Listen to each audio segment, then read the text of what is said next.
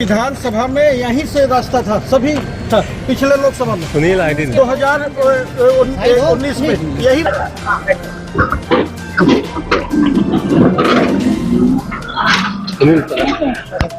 हम आपको इस वक्त की बड़ी खबर बताने जा रहे हैं कि कांग्रेस प्रत्याशी नीलम मिश्रा ने गंभीर आरोप लगाए हैं यहाँ मतगणना के दौरान। उनका यह कहना है कि 5 ईवीएम मशीन के नंबर मैच नहीं खा रहे हैं, यहाँ ईवीएम बदले गए हैं।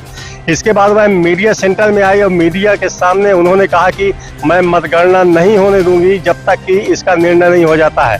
हालांकि उन रिटर्निंग ऑफिसर और ये जो कलेक्टर प्रतिभा पाल है उनको वो तलाश रही है, लेकिन उनका यह कहना है कि कोई उनसे मिलने को तैयार नहीं है।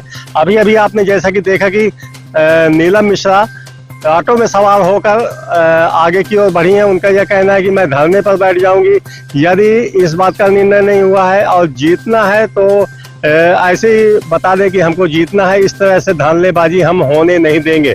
उनका यह भी आरोप था कि विधानसभा चुनाव में भी इसी तरह की गड़बड़ी करने का प्रयास किया गया था, लेकिन निरंतर प्रयास के बावजूद भी कम वोटों से अभय मिश्रा को विजय घोषित किया गया था। हालांकि यह तकरीबन रात 11 बजे तक इसका निर्णय आया था। एक बार फिर उसी तरह की स्थिति निर्मित होती नजर आ रही है।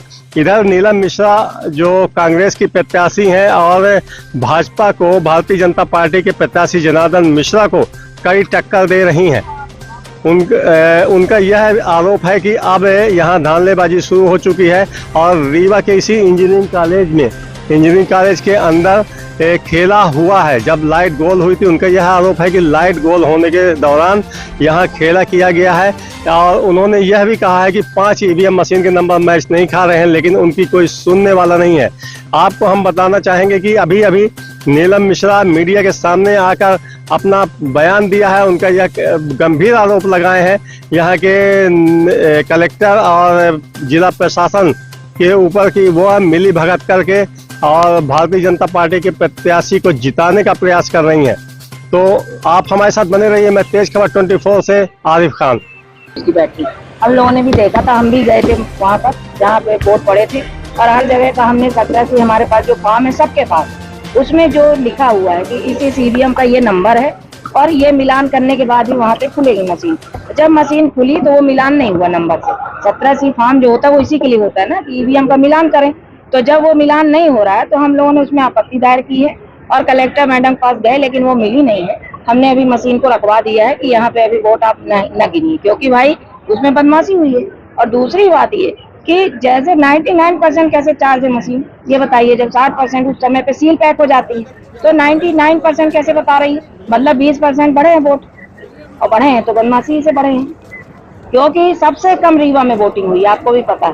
तो इतने वोट कैसे बढ़ गए आप सोच सकते हैं। और इन लोगों ने बहुजन का वोट छोड़ के इस बार कांग्रेस का वोट डाइवर्ट कर दिया भाजपा में। कांग्रेस पार्टी के लोग यहाँ निरंतर निगरानी बनाए हुए थे, ऐसे में कैसे निगरानी बनाए तो शासन प्रशासन तो इनका है ना, तो ये तो पीछे के दरवाजे से भी घुस जाएंगे, वहाँ हम थोड़ी घुस पाते हैं अंदर। मैम, इससे पहले आपके पति भी चुनाव जीते हैं सिमरिया विधानसभा से और वो विधायक भी हैं। उस दौरान ईवीएम में कोई खेला क्यों नहीं हुआ? खेला क्यों नहीं हुआ? आपने देखा पत्रकार उस समय?